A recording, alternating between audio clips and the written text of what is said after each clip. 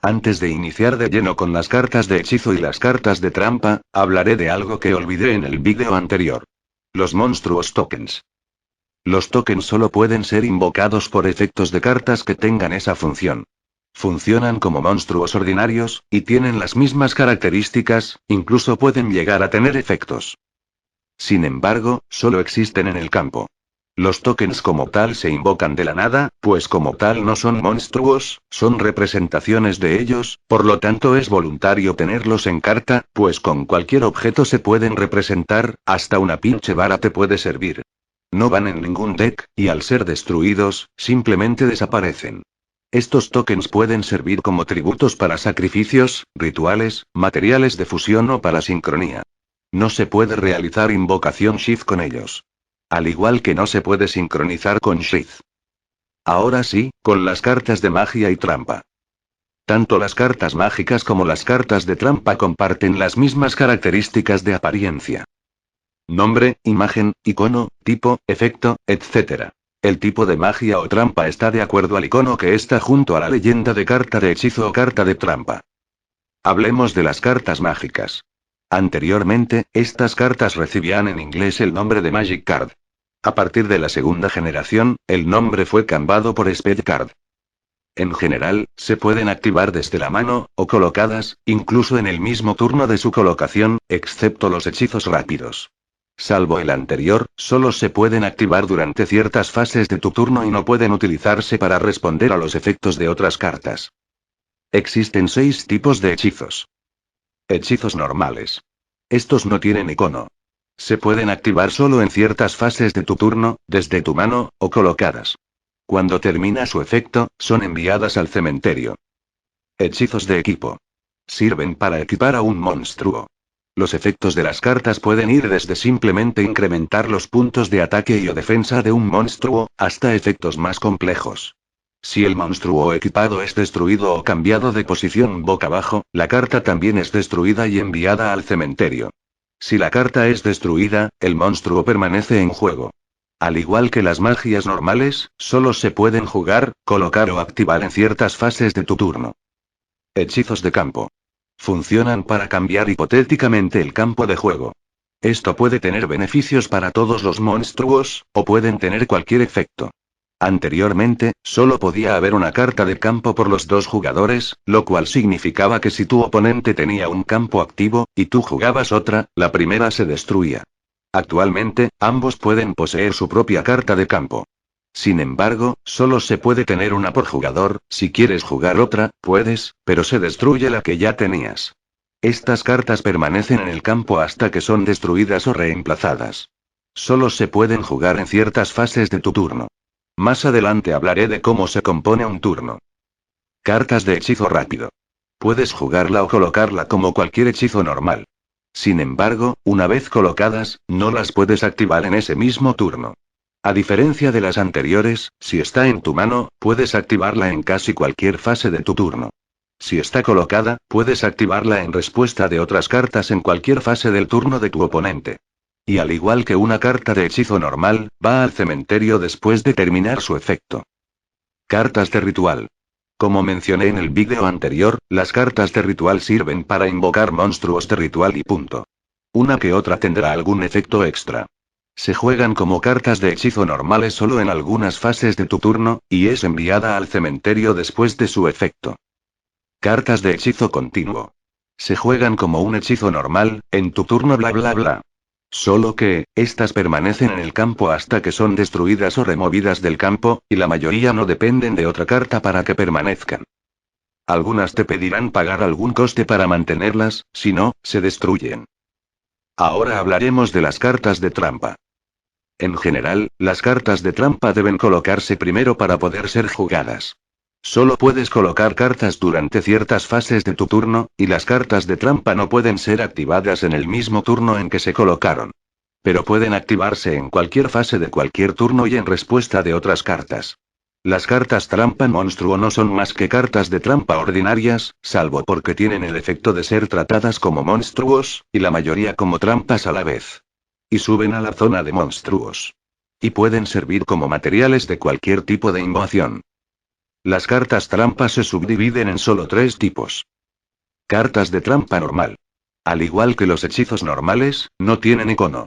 Se deben colocar primero antes de activarlas, pero no pueden ser activadas en el mismo turno en que se colocaron. Se pueden activar en cualquier fase de cualquier turno, y en respuesta de otras cartas. Al terminar su efecto, son enviadas al cementerio. Cartas de trampa continuas. Se juegan exactamente igual que una trampa normal, solo que permanecen en el campo hasta que son destruidas o removidas del campo. Cartas trampa counter. Son las más fuertes entre las trampas. Al igual que las trampas normales se deben colocar primero. La diferencia radica en que no pueden activarse así sin más.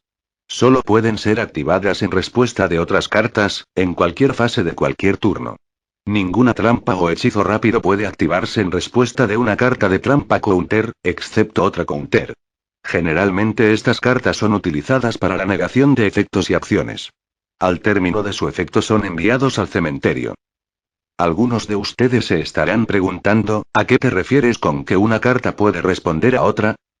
Activar una carta en respuesta a otra implica activar una carta justo antes de que el efecto de la primera se resuelva. Esto no solo sucede en efectos de cartas, sino también en ciertas acciones. Como puede ser una invocación, tomar cartas de tu deck, un ataque, etc. Solo cierto tipo de cartas pueden responder a otras como he mencionado con anterioridad. Para saber qué cartas pueden y cuáles no, se clasifican en velocidades o en prioridades. La activación de una carta mágica que no sea rápida, la invocación de un monstruo, la activación del efecto de un monstruo, tomar cartas de tu deck, entre otras cosas, se le llama velocidad de hechizo 1. Solo se pueden activar efectos al mismo tiempo y de la misma velocidad. La activación de hechizos rápidos y cualquier carta trampa excepto las counters, se le considera velocidad de hechizo 2. Pueden activarse en respuesta de acciones de velocidad 1 y 2. Finalmente la activación de una carta counter es llamada velocidad de hechizo 3. Es la más rápida y solo se pueden activar counters en respuesta de otras counters y velocidades de hechizos inferiores. Si varias cartas o efectos son activadas simultáneamente, se le llama cadena. Veámoslo con un ejemplo. Si tú invocas un monstruo normalmente, entonces puedes activar el efecto de Kage Tokage que se activa cuando invocas normalmente. En este punto, inicia la cadena. El eslabón 1 es el monstruo invocado. El eslabón 2 es el efecto de Kage Tokage. Pero tu oponente activó una carta trampa, entonces esta pasa a ser el eslabón 3. Debido a que es una carta de velocidad 2, ahora solo puedes responder con cartas de la misma velocidad. Pero tú tenías una carta counter boca abajo, la cual es de velocidad 3, por lo que tu oponente solo podrá responder con cartas counter. Cabe de destacar que en este punto, ningún efecto se ha realizado aún, entonces ¿cómo se resuelven 4 efectos simultáneos? En orden inverso en que se activaron. Es decir, que los efectos van de la última carta activada hasta la primera. La carta counter que activaste niega el efecto de la carta de trampa que tu oponente jugó. Por lo que el efecto de esta no se resuelve. Entonces debes invocar a Kage Tokage y al último el monstruo invocado especialmente. Más adelante explicaré el nombre de las distintas acciones que se realizan en un duelo. De esta manera, es un ejemplo de cómo se puede llevar una cadena. Es un tanto complicado, pero solo es cuestión de relacionar las cartas con la velocidad de hechizo. Ya que hemos identificado cada uno de los tipos de monstruo, magias y trampas, te puedes dar una idea de cómo conformar tu deck. Es momento de hablar de los arquetipos. Los arquetipos como los conocemos no surgieron sino hasta la segunda generación. Un arquetipo en palabras más palabras menos, son una serie de cartas que comparten parte de un mismo nombre no en el sentido estricto, y sus efectos van encaminados a formar estrategias en conjunto con cartas del mismo arquetipo. Un ejemplo puede ser héroes elementales, damas arpía, engranajes ancestrales, DDB, Flufal, Performanpal, etc. Existen infinidades de arquetipos. También es posible combinar arquetipos, como tener un deck de machinas con artilugios, DDD con shadows, etc. Básicamente estos son los arquetipos. Un deck no necesariamente está conformado al 100% de cartas de un mismo arquetipo, pues muchas cartas no pertenecen a uno como tal. Por lo que suelen ser aprovechados por varios decks. Es posible realizar una estrategia sin la necesidad de basar tu deck en algún arquetipo. Sin embargo, se recae en los famosos metadecks que basan su estrategia en la victoria por diferentes métodos. O en los bucles infinitos que simplemente le quitan sentido al juego. Otra cosa que no mencioné con anterioridad, es que entre los monstruos de efecto, existen algunas cartas diferentes. Regularmente encontrarás monstruos con la leyenda Unión, Caricatura, Espíritu, Volteo, Cantante y Gemini.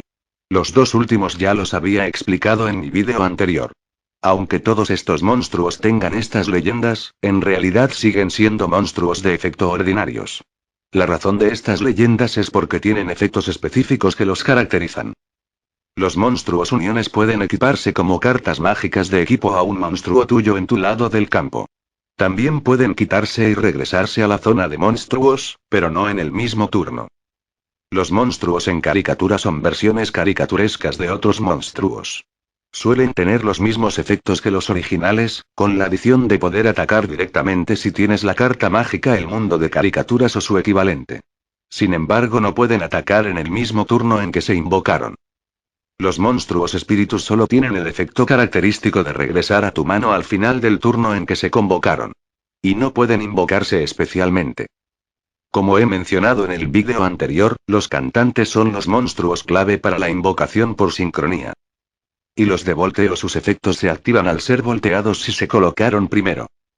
Los monstruos Gemini son tratados como monstruos normales dependiendo de dónde se encuentren, y tienen algún otro efecto.